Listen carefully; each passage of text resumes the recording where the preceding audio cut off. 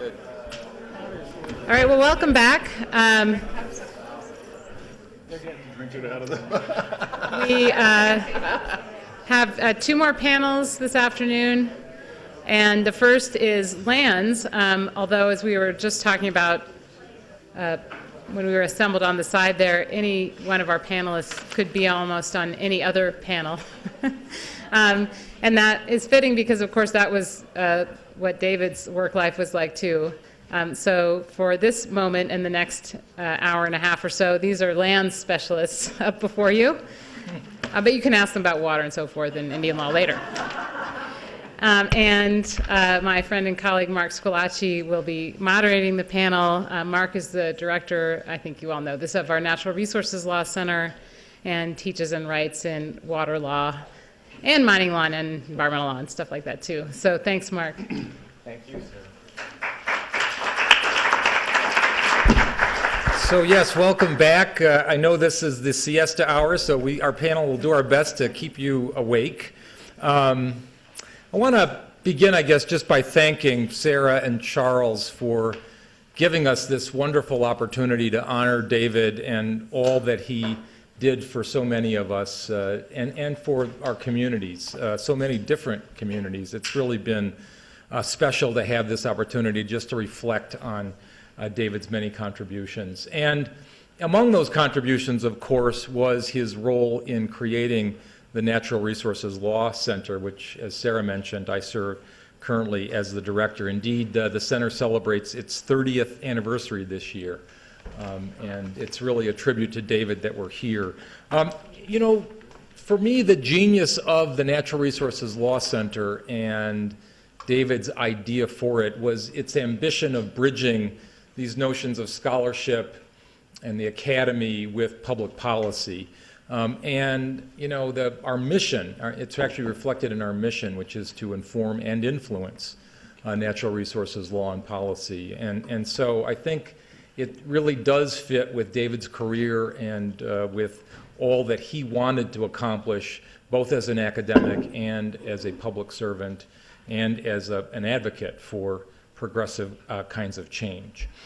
Just briefly, I wanted to mention that little, I guess, sense about my personal relationship with David. I had the good fortune to have these regular, usually weekly meetings with David as the director of the center. And in theory, at least, we were supposed to talk about administrative matters. You know, was this grant coming in or whatever? But invariably, and the reason I so looked forward to the meetings, we'd get waylaid on some great subject dealing with water law or mining or whatever it was that was an issue either for the center or maybe just some public policy issue that we thought was of interest and important. And it just kept me, it reminded me so much of how David was such a superb mentor and colleague and friend, and how important he was really to helping me work through various issues and problems that we had.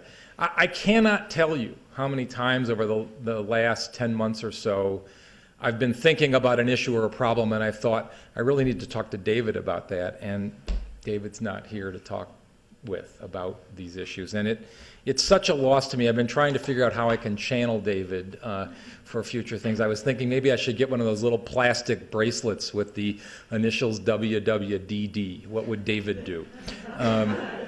But you know, it just is so.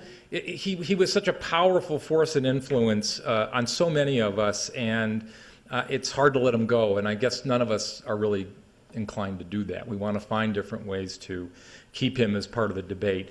You know, and one thing I think it's fair to say about this event is that David would have so loved being here and participating and engaging with us on all these issues. So David, in spirit, you're here with us, and we hope you're somewhere where you can engage with us on all these great topics that we're talking about here today. So as Sarah mentioned, my role today is simply to introduce our panel on the lands topic, but as Sarah also mentioned, land sort of writ broadly, so don't get too hung up on the notion that we're going to be talking about any land. If we do, it will be incidental, I suspect, and hopefully encompass this broad, multifaceted notion of of the law that was so central to David's thinking.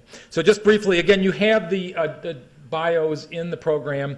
I won't spend a lot of time going over them, but just to sort of so you can identify briefly each of the speakers, we're first going to hear from Bob Anderson, who is a professor of law at the University of Washington and the director of the Native American Law Center there. He also holds a visiting position at Harvard Law School, where he annually teaches a course as the Oneida Indian Nation visiting professor of law. And Bob will be followed by Sarah Bates, who is senior associate with the Center for Natural Resources and Environmental Policy, and an adjunct professor of law both at the University of Montana. I should mention also that Sarah is one of our alums, which we're proud to say. Sarah is in particular going to talk about some issues relating to a new role that she's taken on as the president of the board of the Clark Fork Coalition. I was informed that this is not the Clark's Fork, but rather the Clark Fork, and I'm glad to know the distinction. I'm sure Sarah's going to tell us more about that in her presentation. And it's also worth mentioning that Sarah is the co-author with David Getches, Charles Wilkinson, and Larry McDonnell. Charles and Larry, of course, here with us today, and they are co-authors of the book Searching Out the Headwaters. I think it's mentioned in the bio.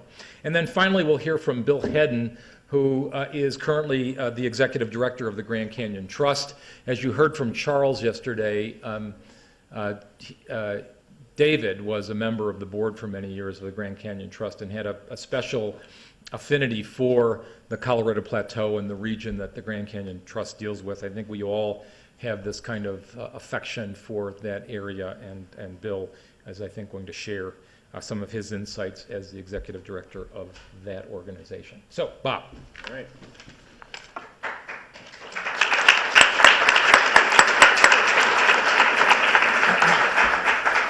Thank you, Mark. Thank you, Sarah. Thanks to the university and to the Getches family for spending all this time with us. It's truly great to be here. I was very impressed with the librarian and this morning and the digital archive. And then when Mark mentioned, how could we channel David, I was thinking we should have an app for that. And so somebody in here should think about how we can at least get into the digital archive on our iPhones when we're traveling and we need some inspiration. I want to talk about a number of different things today that are related to David's work in Alaska primarily. I got to know David just about 30 years ago when I first came out here to be a summer law clerk for NARF in May of 1982, and Charles Wilkinson had been visiting at the University of Minnesota where I was a student, and I was talking to Charles about, well, what should I do? And Charles said, well, you got to go to work for NARF.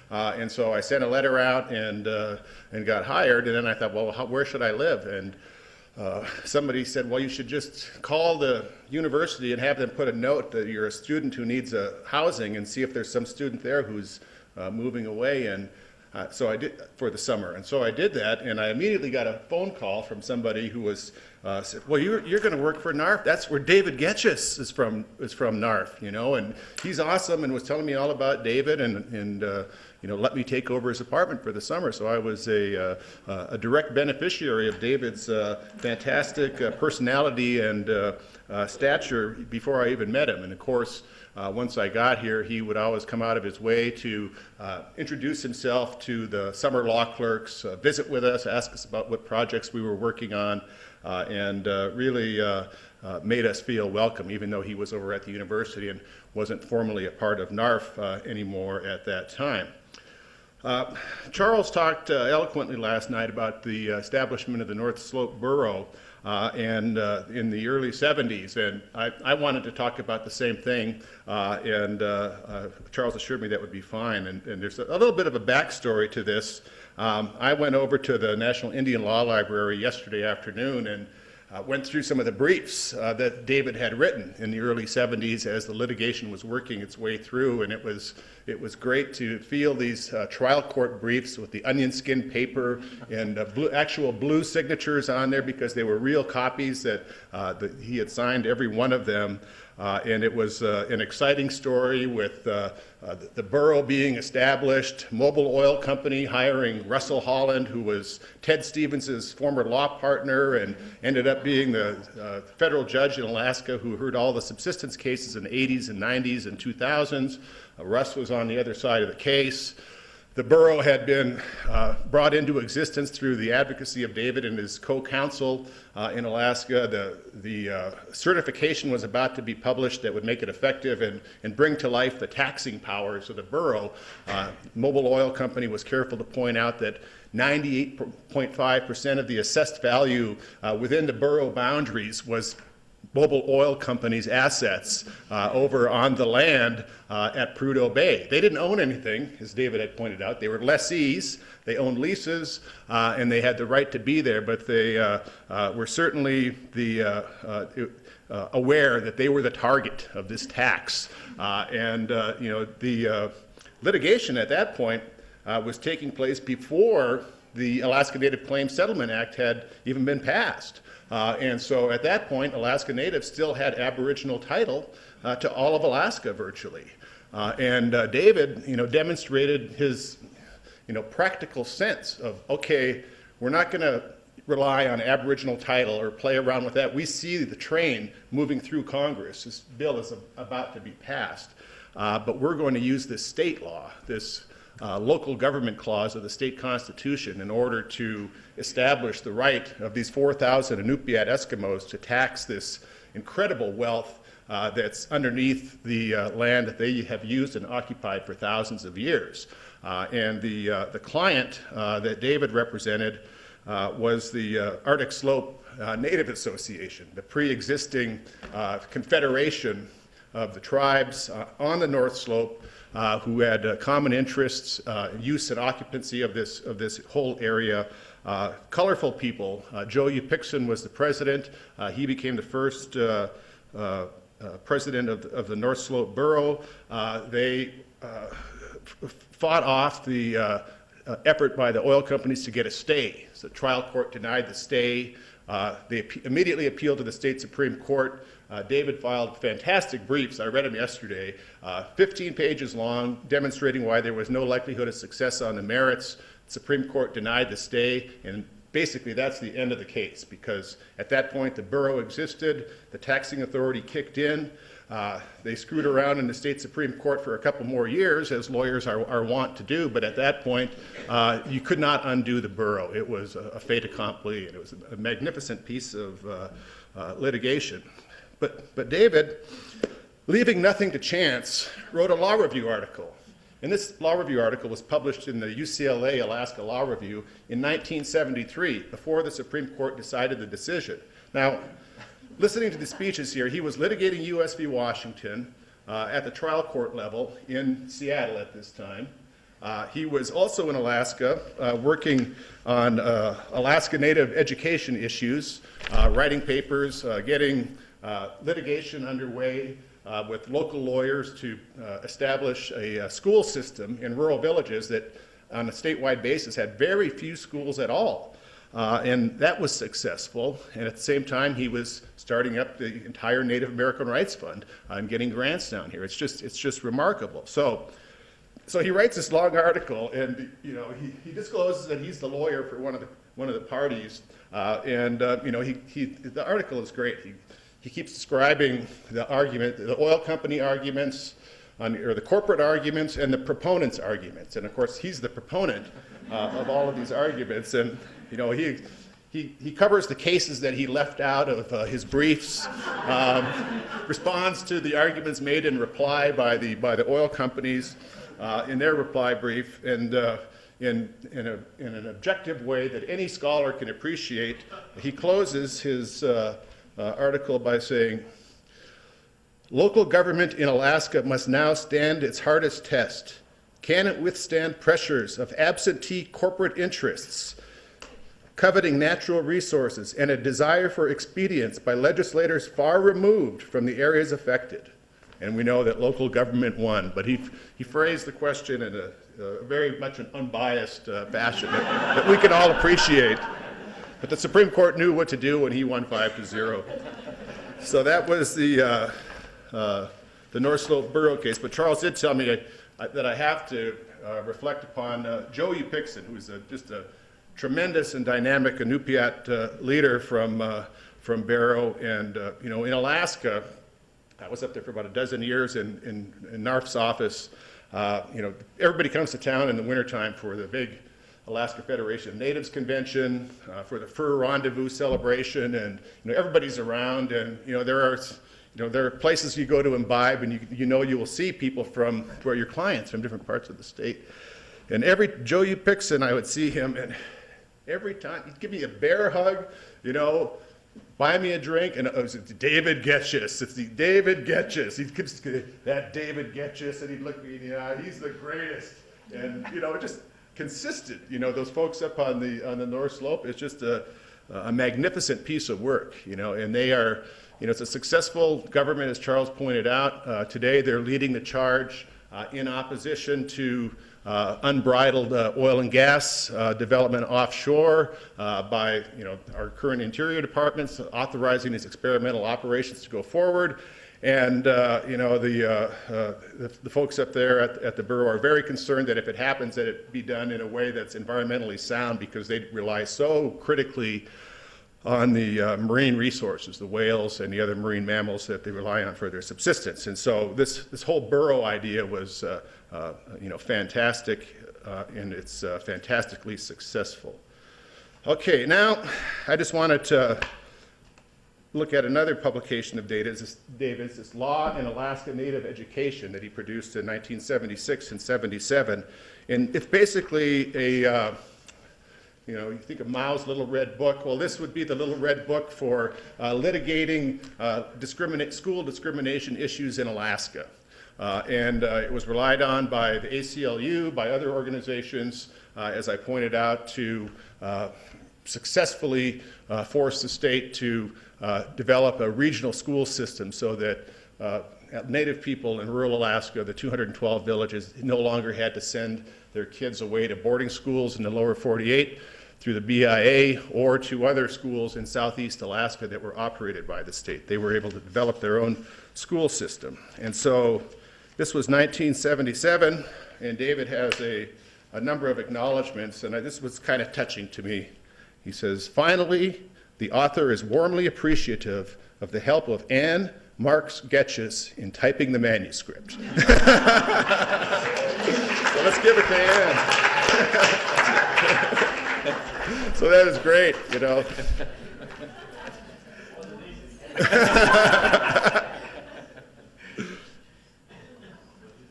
All right, let me talk a little bit about the other important work that David was involved in. So we had the confluence of the North Slope Borough and the Alaska Native Claims Settlement Act in 1971. The native claims are settled. It's not a tribal model. The land is going to be transferred to a complex web of regional and village corporations, 45 million acres, $1 billion. The land is immediately alienable, unlike tribal land, so concerns about, is Exxon going to come up and buy up this land? The shares in the stock are not alienable. So all the natives alive on December 17, 1971 get 100 shares of stock in a village corporation or a regional corporation that would be fully alienable in 1991. David knew this was a disaster in the making, that once that stock became alienable, control of those corporations could be purchased on the open market by Mobil Oil, Exxon, whomever. And so, people were talking about, what to do. This ANCSA was an experimental model. It was left over from termination, the 1950s. Everybody else was moving towards self-determination. How could the land and control of these corporations be protected? Well, the Inuit Circumpolar Conference, the international organization of Inupiat peoples from around the globe, with David's help, commissioned the eminent Canadian jurist Tom Berger, who had done a big study of the Mackenzie Valley Pipeline in Canada and its effect on First Nations. He had been on the Canadian Supreme Court, or the British Columbia Supreme Court. They commissioned Tom to have a set of hearings in Alaska about ANCSA and what should be done, what should Congress do with this looming deadline of 1991. And David played a key role in developing recommendations for the report. Tom Berger turned it into a book called Village Journey. David made both practical and long-term recommendations. Number one, he said Congress has to extend the restrictions on alienation immediately and indefinitely so that the corporations will maintain their native character in perpetuity. Secondly, he advocated for a model that would be more similar to tribes in the lower 48, so that assets could be transferred from the corporations to tribal governments. And in his typical fashion, he made these recommendations while he also had a brilliant process move going on, in the background. And that process move was to get NARF to open an Alaska office.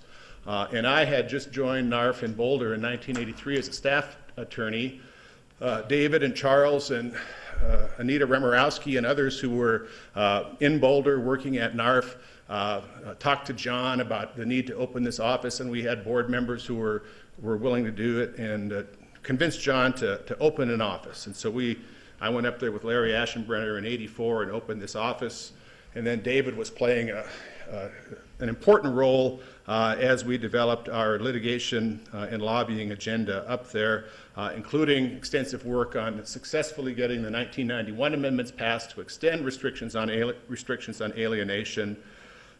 David was working at DNR at the time, and when we would come back a couple times a year for NARF board meetings, Larry and I we'd fly into Stapleton, but we'd stop at David's office and tell him, he said, what's going on? He'd close the door and we'd tell him what we were doing, and he would give us advice about this or that. I remember one year in particular, we were trying to get the new Clinton administration, this was David had left DNR, to confirm the tribal status of the villages in Alaska, to make it clear that they were recognized as tribes in the lower 48. And we had all these legal arguments, and we knew John Leshy was going to be the solicitor, so we thought we'd have the ear of a smart, decent man. But David said, I said, well, how do you think we should approach it? And he says, give them an exemplar. And I think of that all the time when I'm trying to get somebody to do it. Do something for me,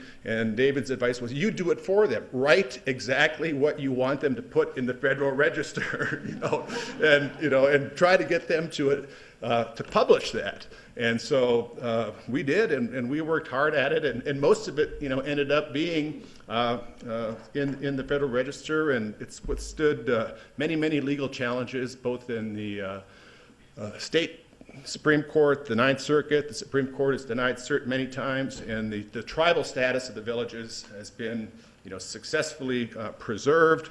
There's a big problem looming with the land in terms of, the corporations are owned by native shareholders, but you started out with 100 shares per individual alive in 1971.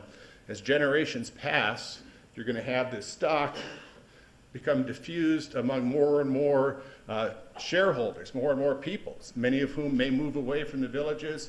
What's going to happen to the land and control over the corporations in the long run? And I think that's a challenge that David recognized, and that is something that a lot of people are going to need to keep working on going forward. And that was sort of another thing that I learned from David.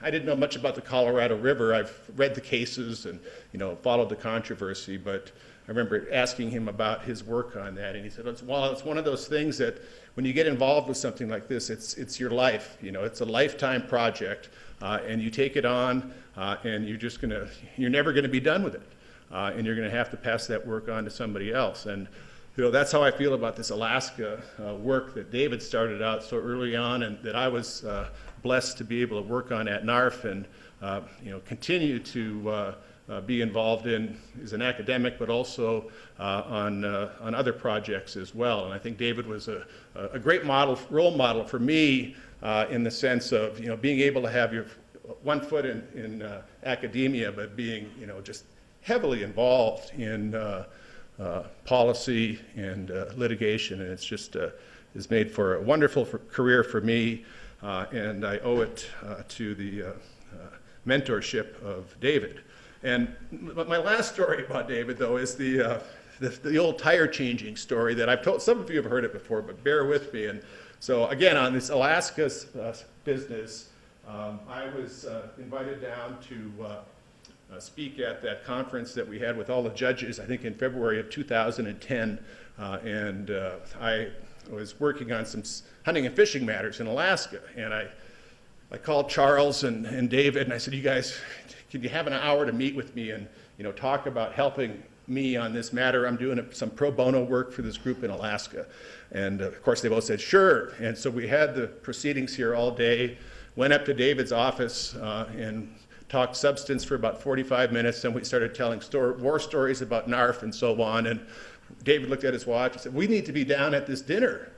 And so we walk out, and Charles says to David, where's your car? David says, I don't have a car. Where's your car? No car. Walk around the building, no people. So David, the law review students are always here. So he goes over, knocks on the law review door, and here a woman opens the door, and Dean Getches, what can I do? And he said, well, we need a ride downtown. Can you give us a ride? He says, okay, sure. She looked kind of like, this is weird. So she goes and gets her car. She says, well, she says, wait here, I'll go get the car. And we said, well, we can walk to your car in the parking lot. We get in her car, and she pulls out on Broadway, and we hear thump, thump, and she's got a flat tire right away. And so Charles and David and I are in there, and she says, oh, no. And David said, pull over. And so she pulls over into some dimly lit parking lot down here by Safeway or something, and she's embarrassed and says, well, I'll call my friends, and they'll give you a ride. Don't worry about this. And David, ever the man of action, says, open the trunk. And so he grabs the tire, the tire iron. He's wearing his suit, a pinstripe suit. He's down under the car trying to fit the jack underneath there. And Charles is sort of keeping the students at bay who are watching. And I'm sort of nervously standing there going, well, what should I do? What should I do? And finally, David let me take one of the lug nuts off. Otherwise, he did all the work and got the tires. And of course, our hands were black with grease, and we get down to the dinner and had a good laugh as we washed up before we could go out and shake hands with the folks who were there. But that was a wonderful experience, and again, it was an Alaska matter that led to that exciting event that evening. So I think my time is up. Thanks.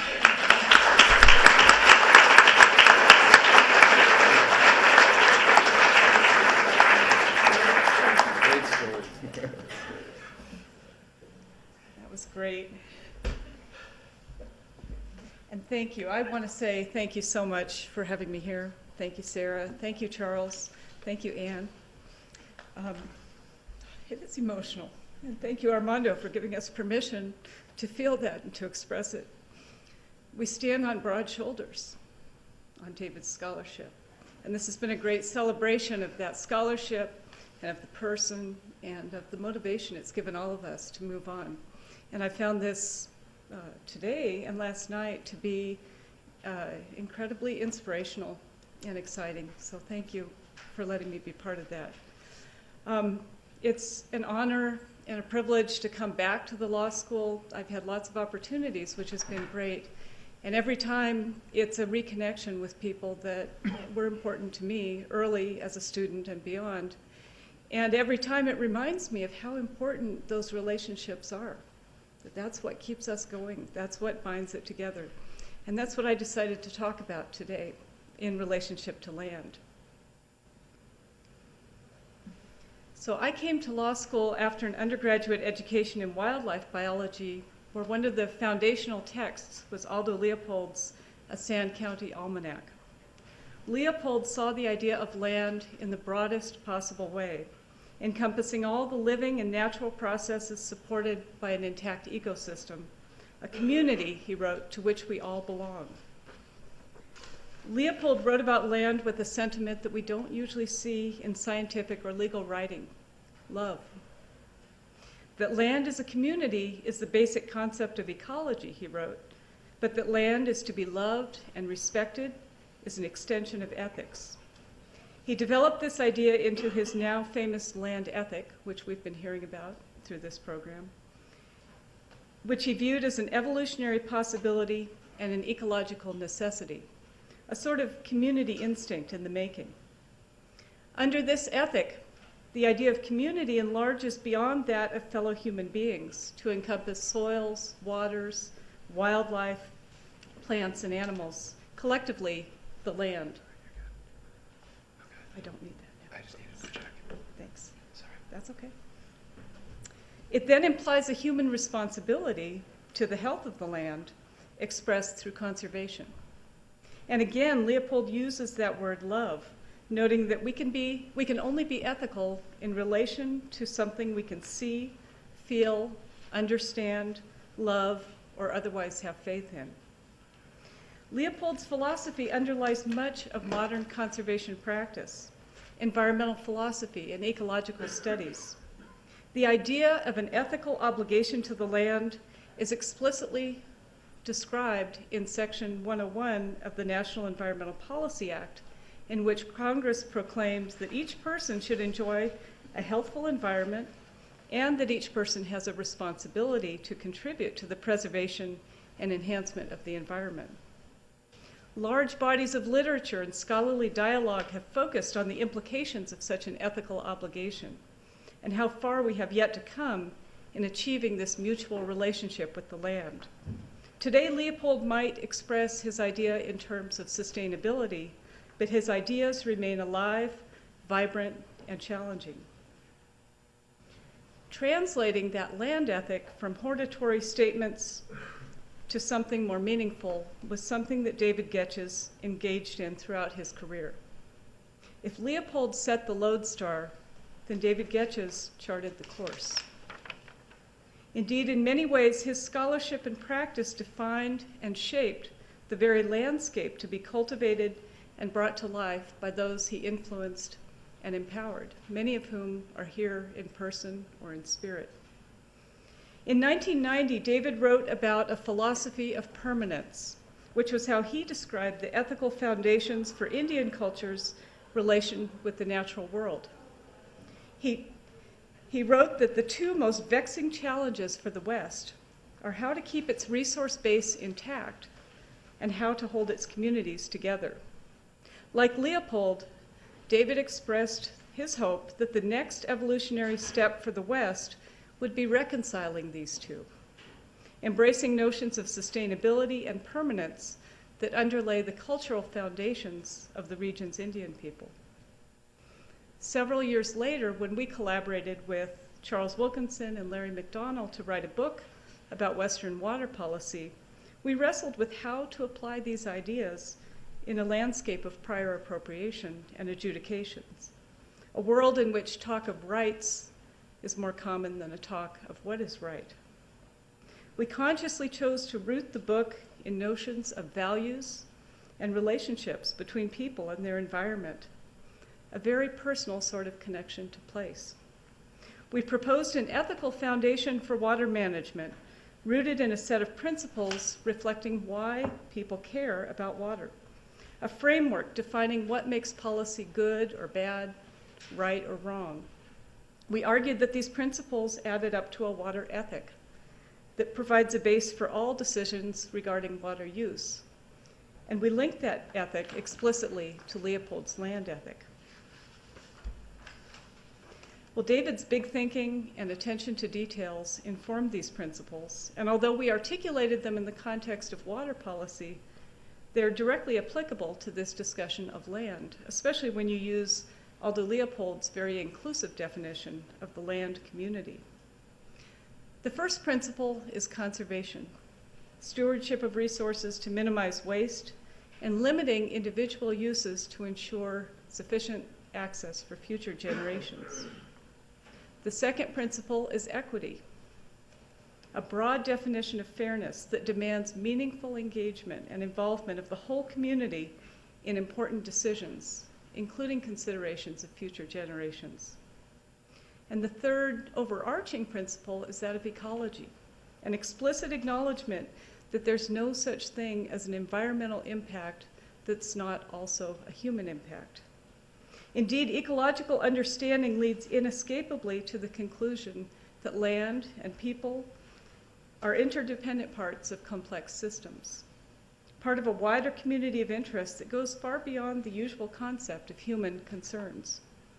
These three principles then, conservation, equity, and ecology, are basic values that are held by many in our society, but they're not often expressed or articulated as part of making public resource decisions. In fact, the West is full of examples of public policy decisions that were designed for the sake of very narrow interests and without comprehensive consideration of the principles that underlay this ethic. Decisions that left rivers dewatered or polluted, wildlife species decimated or extirpated altogether, and whole landscapes fragmented and altered. When people objected to these outcomes, new laws and programs were added to protect water quality, to protect endangered species, wetlands and the like, but we've never paused in a big way to take a serious look at the institutions to decide whether they should be reshaped to better reflect these common values, to really determine whether these decisions are consistent with maintaining our relationship to the land and the community that it supports. Efforts to stop and take this big kind of look at reform have been so politically charged that they've had trouble producing anything other than strongly worded reports, if that. David Getches promoted and participated in such reviews, often contributing far beyond whatever he was requested to do. When I once expressed frustration that some of the ideas that we captured in one of these reports might not ever become law, David assured me that change is a slow process, and that each time we captured emerging ideas and values in writing, they formed the foundation for real changes yet to come. He was tireless at expressing a sustainable vision for the Western landscape based on these principles of conservation, equity, and ecology, a land ethic. I've come to appreciate this long-term perspective, and I'm learning to see changes and improvements that are taking place that happen incrementally over time, made possible by new awareness and caring, and given teeth by the new laws and people working to enforce them. I've seen it most directly in a remarkable healing process in Montana that I'd like to tell you about, the transformation of a river basin from a mining sacrifice zone to a world-class example of restoration and community involvement. It's a work in progress, but it's one that's worth watching as we try to puzzle out an ethic for the Western landscape for today and tomorrow. The Clark Fork River drains 22,000 square miles of land, and it runs 320 miles from its headwaters in Butte to Lake Pend Oreille in Idaho, which feeds into the Columbia River. There's no way to talk about this river without talking about the land and the people who have made a living on the land for centuries. The people who settled into the headwaters in the late 1800s mined for precious metals and finally settled on copper as their primary target. During this time, the area around Butte provided 1/3 of the world's copper supply. And by the 1920s, the Anaconda Mining Company was the 4th largest company in the world. Before the Anaconda Mining Company began turning mountains inside out, the headwaters of the Clark Fork River had been so thick with bull trout that the Salish Indians called this place the place where you shoot them in the head, referring to the practice of hunting fish with arrows. But the mining and smelting operations literally buried this fishery under tons of waste, as well as poisoning the forests and the farmlands for miles around. Through these years of development, the land yielded vast wealth and valuable resources to fuel the nation's electrification and to support several war efforts. But the cost to the larger community was enormous. 100 miles downstream from Butte, William Clark built a small dam at the confluence of the Clark Fork and Blackfoot rivers to power a lumber operation in Milltown, which in turn provided lumber to support the mines back up in Butte. Within 1 year of completing this dam, a major flood that followed a straight month of rain in 1908 carried an enormous slug of contaminated mining waste downstream, spreading it far into the river's floodplain and depositing a big part of it right in the reservoir behind Milltown Dam. For the next century, the legacy of this single event has shaped ecological processes and limited economic opportunities for people throughout this river basin. The so-called slickens, contaminated by lead, arsenic, copper, zinc, and cadmium, extended throughout this historic floodplain, creating acidic soils where plants couldn't grow. Fish died whenever heavy rain and runoff carried plumes of contaminants into the river.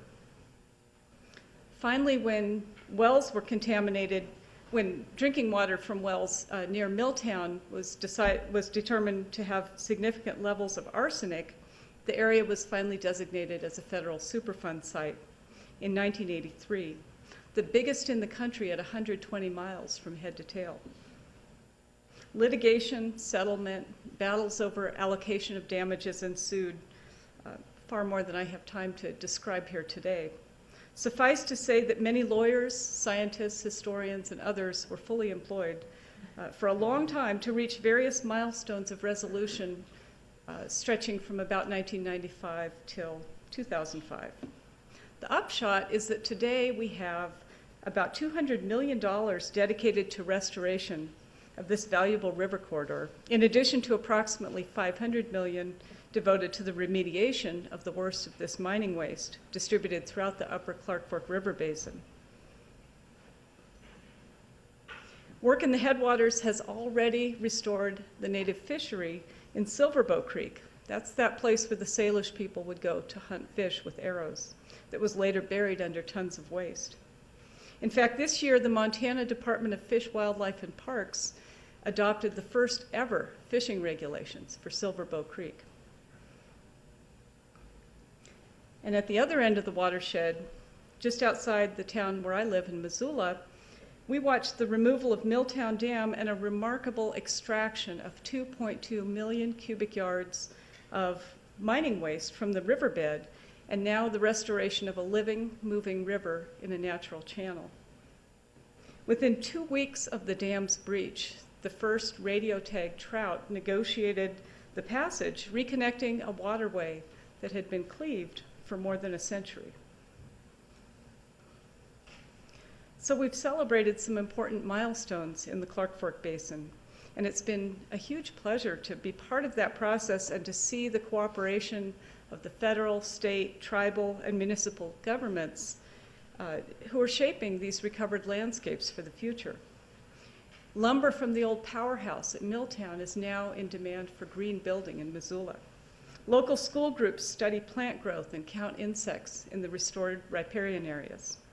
Community members are building riverside parks and interpretive signs that commemorate the area's historical legacy and interpret the ongoing recovery process. But as I said, this is a work in progress, and there's an enormous piece of this recovery that's still undone. Silverbow and Milltown essentially form the bookends of the upper Clark Fork Basin, with 120 miles of river in between, running through mostly private ranch land. That's the next target of cleanup over the coming decade, and it's a unique challenge given the fragmented land ownership, the dispersed nature of the contamination, and at this point, competing notions among different government agencies of the very standards that are guiding remediation and restoration. During this process, miles of stream banks will be removed, rebuilt with clean soil, and replanted with native vegetation. Some restoration money is being directed at land acquisitions to connect wildlife corridors. Some's going to acquire water rights to restore depleted stream flows. Some funds will be directed to improve conditions for the communities that were most impacted by this pollution: Butte, Anaconda, and Opportunity. Well, how does this illustrate our three principles? First, the conditions that brought us to this ecological and human health crisis in the upper Clark Fork Basin lacked an ethical foundation. Based as they were on short-term goals of exploitation and profit and achieved through sheer political domination. Today, we see that the price for such practices is astronomical, largely because of the legal and financial consequences of the laws that were passed in the 70s and 80s. By contrast, the work that is now underway, and especially the inclusive processes for planning and implementing a full river restoration, illustrate how differently we can approach land and its communities. We most obviously are more influenced by the principles of ecology and conservation, with a cleanup and restoration plan informed by scientific studies about natural processes and an explicit goal of recovering and protecting resources that were damaged by past practices. The principle of equity is more complicated. On the one hand, it's simply impossible to remove all the waste, and the people who live near the relocated tailings feel justifiably upset about being dumped on again. Efforts to mitigate the harms on these people are ongoing, but decidedly incomplete. And at the same time, litigation achieves substantial recovery for Indian treaty rights, and the Confederated Salish and Kootenai tribes are now using their restoration funds to restore the majestic and culturally valuable bull trout in some of its key historic range. Generations of Montanans will enjoy vastly improved recreation opportunities and will live better and longer for drinking healthy drinking water. Recall that equity includes citizen engagement, which certainly has been the case in the Upper Clark Fork.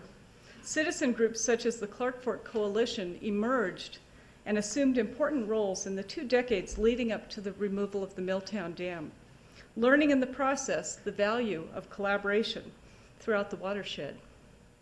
In fact, about 5 years ago, the coalition bought a working ranch in the Deer Lodge Valley and is now participating as a landowner in that cleanup process. Through the necessary work of neighboring, the coalition learned a good deal about challenges facing area ranchers and worked hard to develop local markets for Upper Clark Fork beef and other products in local communities. Participating in this big, long-term, and inclusive process really helped shape this feisty little advocacy group into a complex and hard-to-categorize conservation organization with a mission that encompasses both environmental protection, both environmental protection and well-being of the community to which the people belong. And being part of that for me has been a very motivating experience, seeing the land ethic still evolving, still shaping, seeing this complex fabric that has become conservation today, informed, given power by the strong cords of the laws and the policies that David Getches helped put into place, woven together and made strong by the relationships of the people that care about the place, and made beautiful by the love that people express in words and actions because they know the place. Thank you.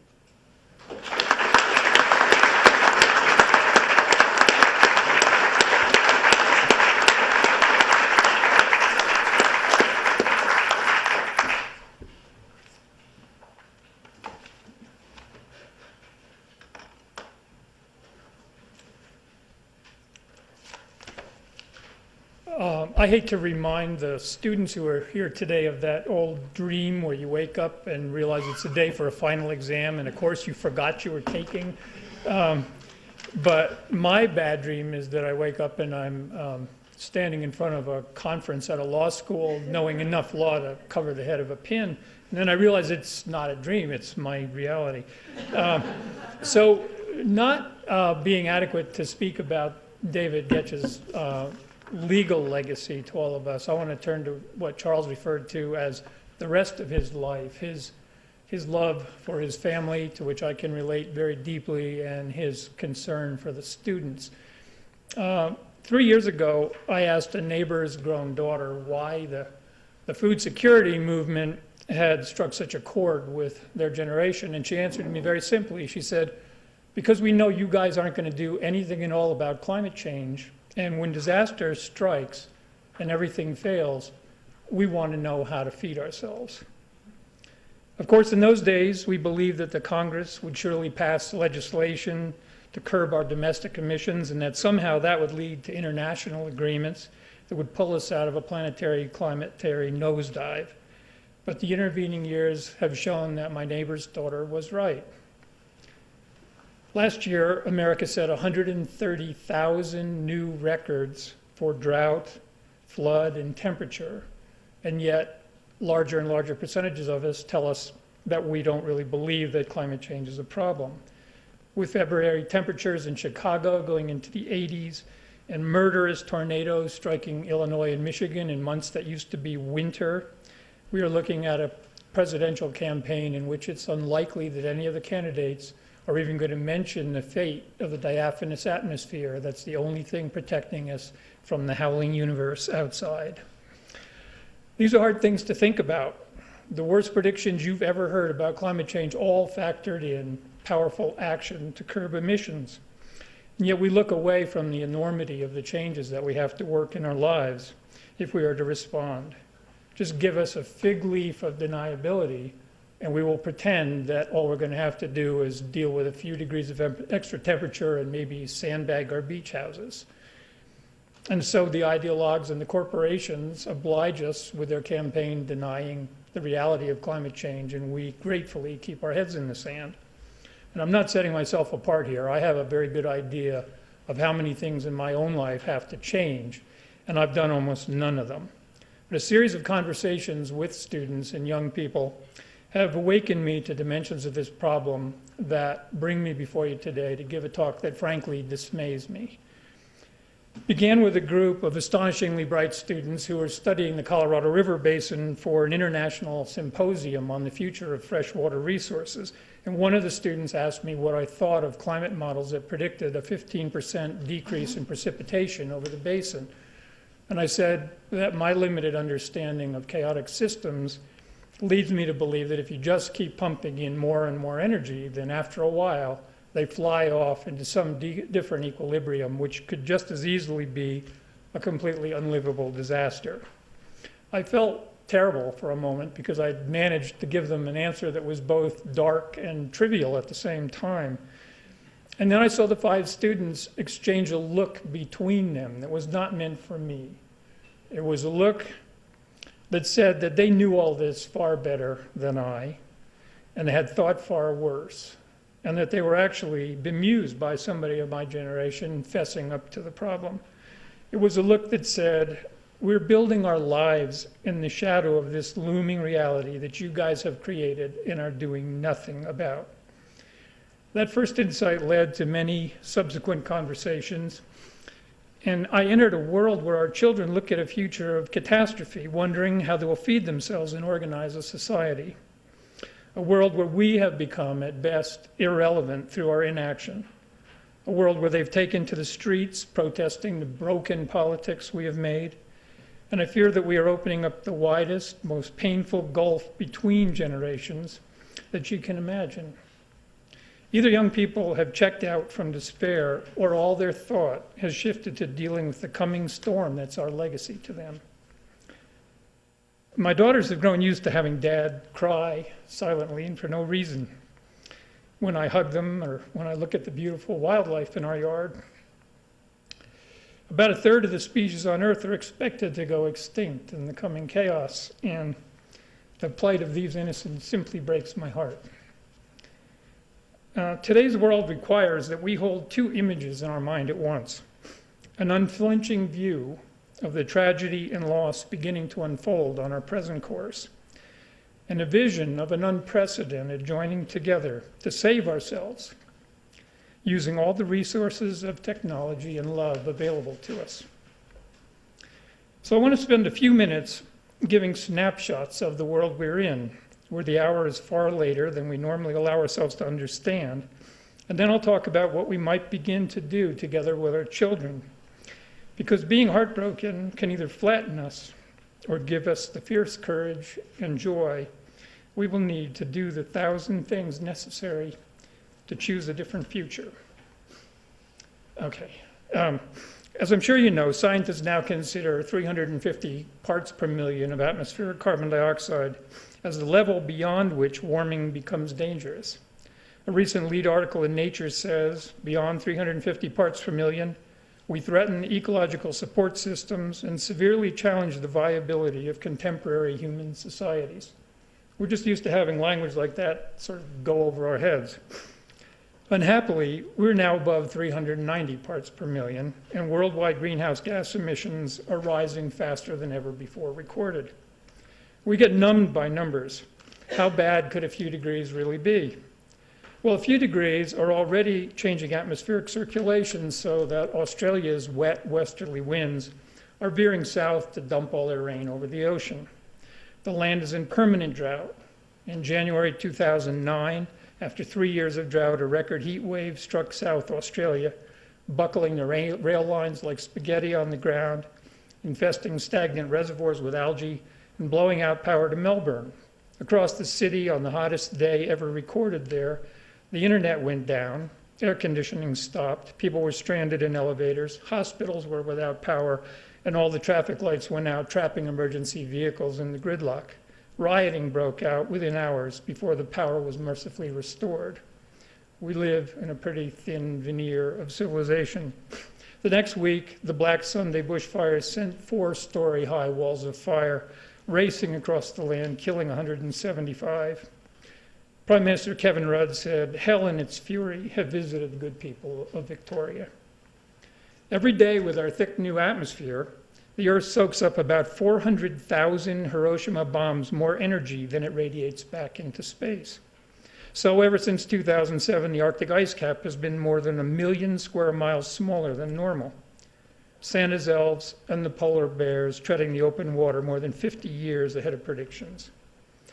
In the last 5 years, Greenland's ice melted more than 1 trillion tons, and temperatures on Antarctica are rising 75% faster than a decade before, faster than anywhere else on Earth.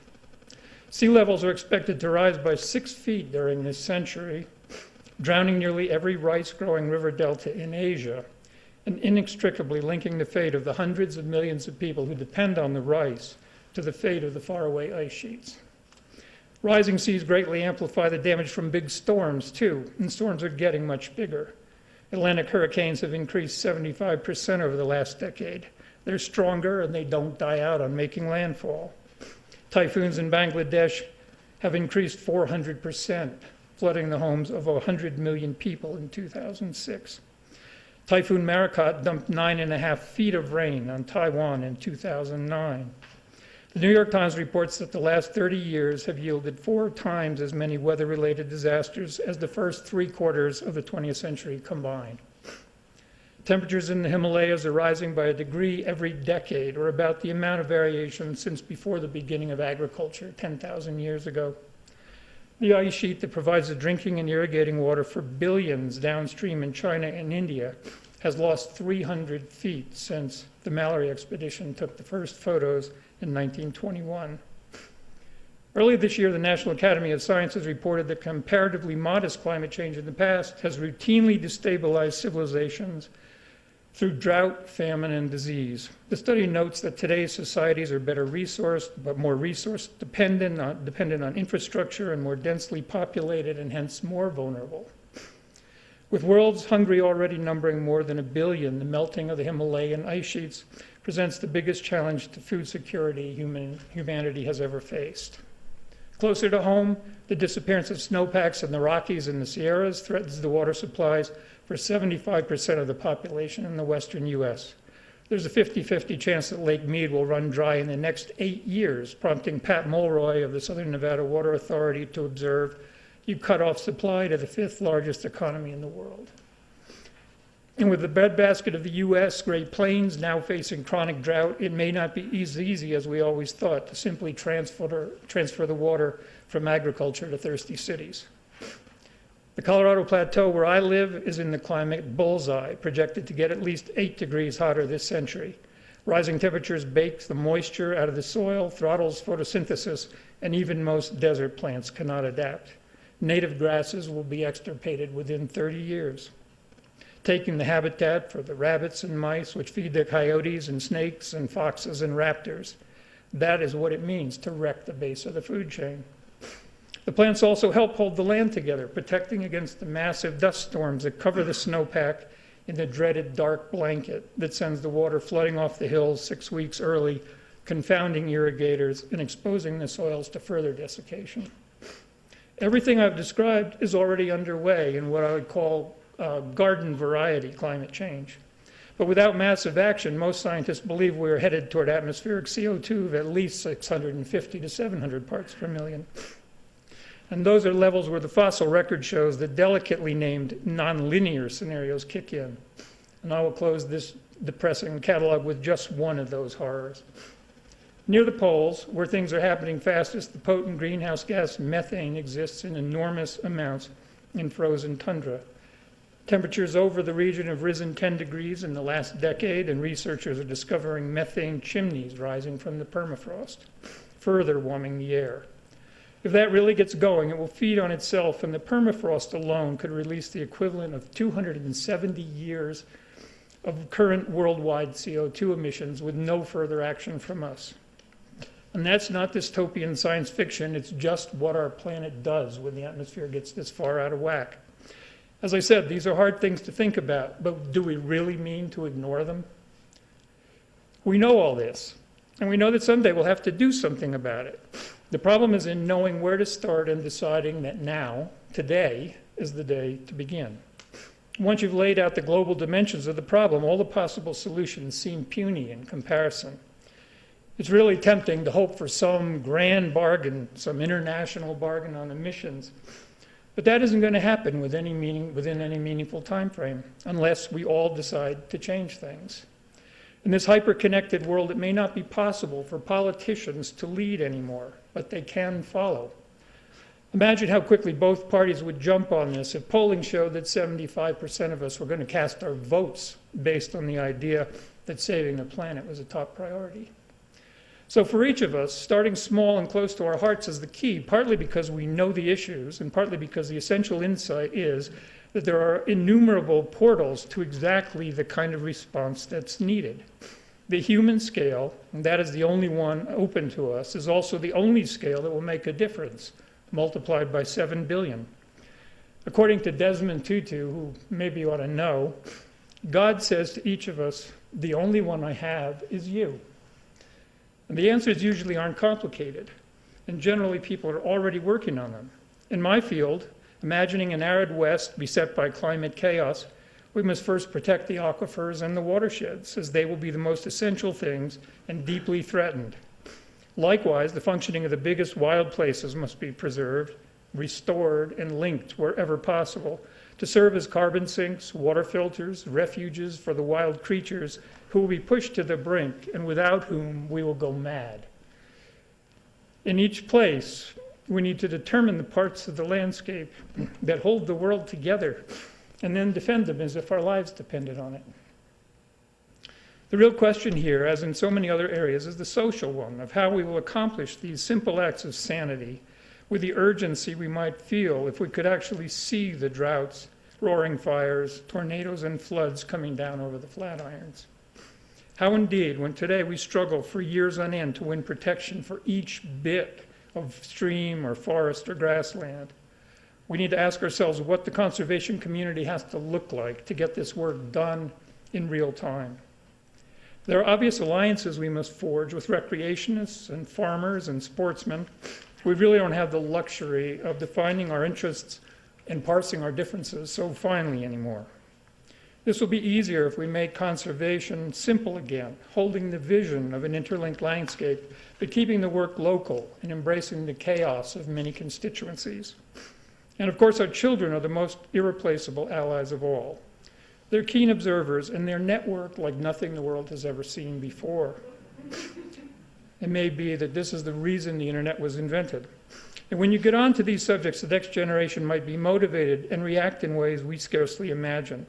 The key is to meet them where they are, already quietly figuring out how to share life preservers while we keep rearranging deck chairs. The title of my talk, A Just and Healthy Future for the 100%, comes from the Salt Lake Climate Action Group Peaceful Uprising, and it exemplifies the inclusive, all for one and one for all language and approach of people who know there might not be enough lifeboats. Understandably, the next generation has tended to focus on recreating our communities and our systems for producing food and power so that they are distributed, equitable, climate-friendly, and durable in the face of the rough times ahead. We have much to learn from them and perhaps something to contribute. Here again, the work is right in front of us, whether your propensity is to start a farmer's market or don gas masks and walk the halls of Congress as part of the Beyond Coal campaign. Others may have the training to lead the technological revolution in transportation and green energy foreseen by visionaries like Amory Lovins, or the compassion to work with the world's poorest and most vulnerable people. Perhaps, if you know any smart young lawyers, they might bring a precedent-setting case on the public trust doctrine or black swan events or some other event that could change the landscape the way the North Slope Bureau or the Bolt decision did. I believe that a lot of the stress and malaise in our country today arises because we know we are in trouble and we're making ourselves crazy by whistling past the graveyard. It would be an enormous relief to admit as a society the challenge we face and start doing something about it. In the end, even if it becomes very difficult, remaking society into something that can endure will be the most hopeful and exciting work we could ever hope to do. Let me leave you with this thought. If all the climate scientists are somehow wrong and we take forceful action, then we will have been thriftier with our resources, cleverer with our technology, more compassionate about our fellow denizens of planet Earth, and more loving with our children than we really needed to be. And if the scientists are right, and we have awakened the planetary geophysical wrath, where would you rather be when it hits than arm in arm with your kids and your community, trying to do the right thing, come what may? Thanks.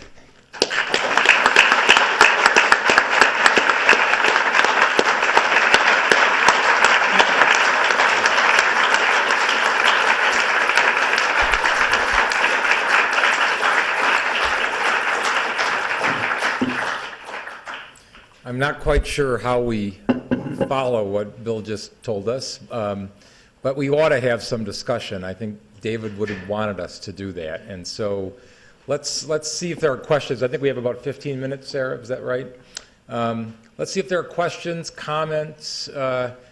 Maybe I'll start with one, trying just to try to kind of get us thinking about some of these issues together. Sarah spent some time talking about the land ethic. And I guess one of the things that strikes me, a number of people before Bill have mentioned the climate problem, and one of the things I struggle with is what is the land ethic, as Leopold understood it, relevant in the face of climate change? That is, is that the integrity of our ecosystem ultimately going to be lost in a way that we need to even rethink Leopold's land ethic? So I'll leave that to one of you maybe to comment on, and maybe we can get into more discussion. I don't know what could be more encompassing than Leopold's land ethic. And he didn't use the word air or atmosphere, but he said including all the following and everything that they depend on. I don't. And the principles that it stands for, I think, Right. that. I mean, so he says, though, that the goal here is to preserve the integrity, the stability, and the beauty of the biotic community, I think were his words. And the question is, if climate change disrupts the integrity, the stability, and the beauty of the biotic community, how do we respond as a society? I mean, do we just sort of try to go somewhere where the change in the climate won't let us go? You don't have to answer it. I think it's the same challenge writ larger. Yeah. Well, I think, Go ahead. well, Bill Rogers was talking this morning, and smaller steps that we were talking about in terms of protecting ecosystem function and so on.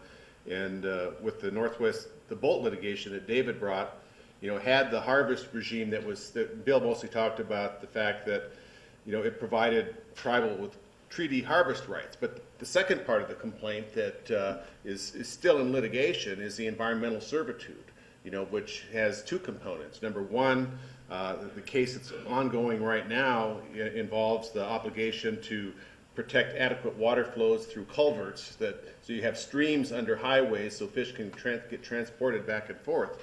Secondary component that's been successfully litigated is maintaining sufficient waters and streams to have adequate temperatures for fisheries survival. So, you know, when you've got a treaty right like that, and Mary Wood's public trust theories to, you know, make some incremental improvements in the environment, I think those are important areas to use to sort of backstop things as things move forward. So that's a critical aspect of, again, that Bolt litigation, and you know, those same treaties clauses prevail in the Midwest with the Great Lakes area and so on. So,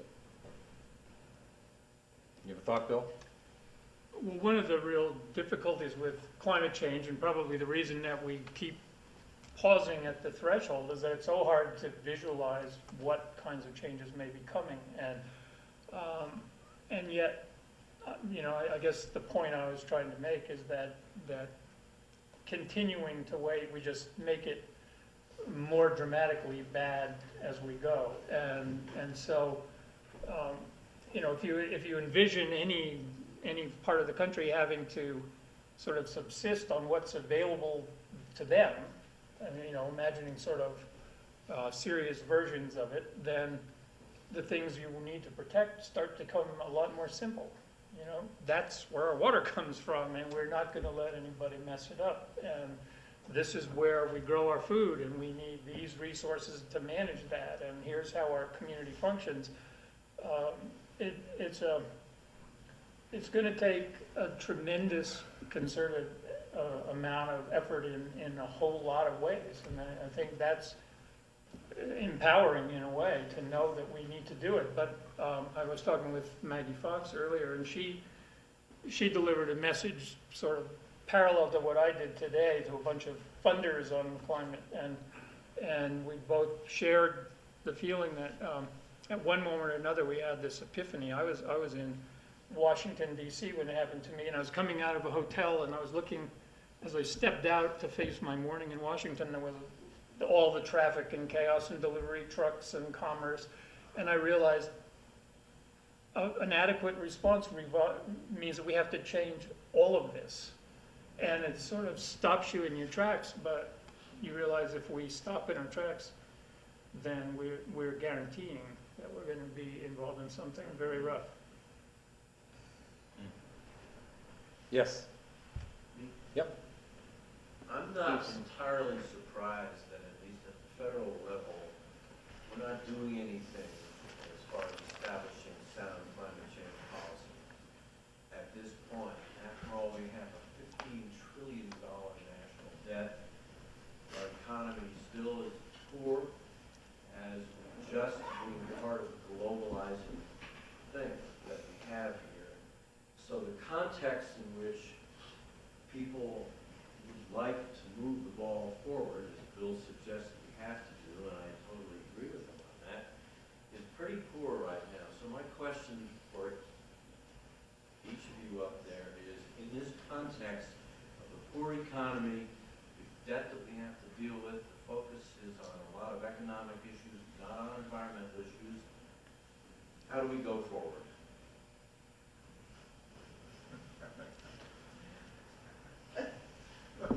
You know, Well, I mean, Okay, then nobody wants to. there's new polling now that something like 74% of people are indicating that they think climate change is an issue. I think it needs to become obvious that it's a voting issue, and that we will then get some leadership from the top, which obviously would be enormously helpful if everyone felt like they were pitching in a universal effort to change the way we do things. Then that would be a lot easier than feeling like, well, I'm the only person on my street who's doing this dumb thing that's costing me a lot of money. So I think we somehow have to get beyond the time when we're all pretending that maybe this isn't real, and maybe it will just go away. I know that what groups like the Clark Park Coalition, not unique at all, but locally based, place-based groups are finding some traction with helping people understand how this might play out in a very tangible way, or is already playing out in changes that are underway in a place that they know and can feel the changes in. And water is one of those places, as they, as many have said, including people from Boulder. Water's the delivery mechanism for climate change in the West. And in fact, to be able to see these changes that are already taking place and the real hardships, economic and otherwise, of those changes, at least it's a wake-up call. And I can just tell you that in pretty wet Montana where I live, after several years of strange weather conditions, drier winters, warmer winters, and hot summers, we had conditions in which the rivers began being closed to fishing and boating because they were too low and too warm. And that really woke people up, that along with the fires and all that. But the low water and the warm water and closing people off of a place where they were accustomed to spending time and gaining income woke people up, and groups used that opportunity to tell people that this would be the condition far more frequently in the future with the trends that are already underway. And I think it's a slow and incremental process, but that has been at least one helpful way to gain awareness by connecting it to a place that people are familiar with and to see real impacts.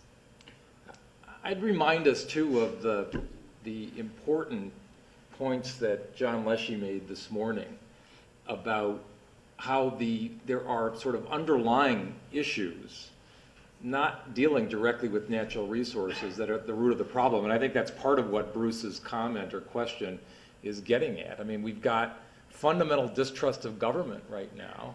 We've got a campaign finance system that seems to be clearly broken in a way that favors large, rich, special interests, and that arguably makes it impossible for us to achieve some of the solutions or the goals that Bill is hoping that we can achieve. And so, somewhat ironically, I think, but I thought it was a really excellent point, we may need to focus more of our energy on these underlying kinds of issues and concerns and trying to figure out ways to address them. John, I thought, struck a somewhat hopeful note about the prospects, at least, for a change in the culture, if you will, that allows government to play the role that it ought to be playing, and that removes the money that prevents us from having an honest discussion and debate on the issues.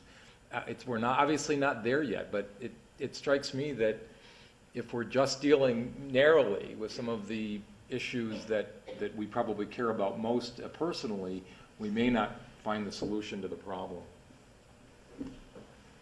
Georgia. One thing I was thinking about when Bill was speaking was, as important as David was and all the many things he was doing, he always seemed to find time to take the bus. He had a meeting in Denver, he took the bus. I don't know how many times I was on the bus to the airport with him. And he wouldn't let this, as much pressure as there was to have plastic bottled water here. He said, no, we don't want to do that. All these little things, he was always setting such a wonderful example for me personally. Good point. Maggie. In the spirit of David's endless and predictable and optimism, I can't leave that there where it was punching. I work on punching all the time. The last few years, it's the most thing I've ever done.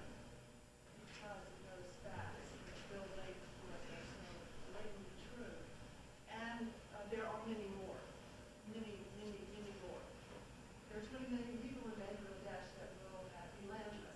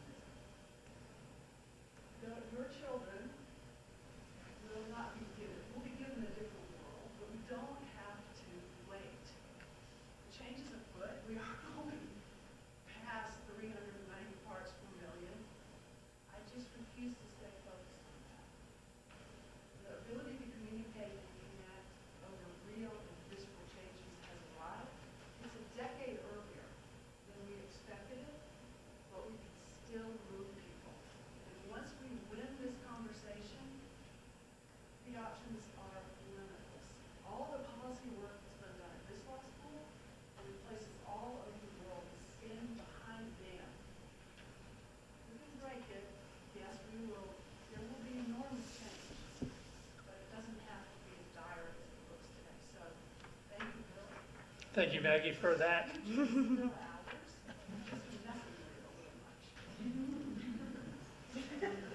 Is there one last question? Anyone? Oh, right here. How can we engage the business community to see that it's good business to do this? I mean, one piece of an answer to that is in Amory Levin's new book, Reinventing Fire, where he lays out a business case for reforming the transportation industry and using that as a spur to help reform the power generation and industrial and built infrastructure, where he claims to show that it's really, very profitable and today without real subsidies or changes in the playing field for people to begin making huge investments in those areas. And I think far smarter technological folks than I will have to evaluate that. I know he's been talking about that for a long time without having it take off, but these kinds of transformations of our energy system typically take about 40 years. If you look back through history, it takes quite a while to really rebuild the big infrastructure. So it's not surprising that it's only now really gaining momentum. Okay, let's thank our panel, and I think it's time for a 15-minute break.